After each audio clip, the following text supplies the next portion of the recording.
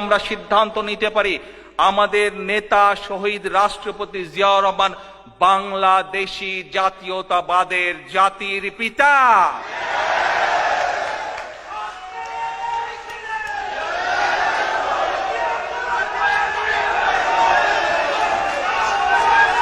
জাতির পিতা যদি হতে হয়,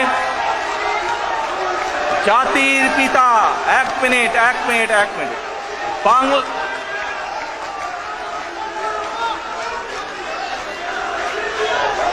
আমাদের নেতা, এক মিনিট এ ভাই শ্রমিক দল বসো, কথা শুনো, বসো।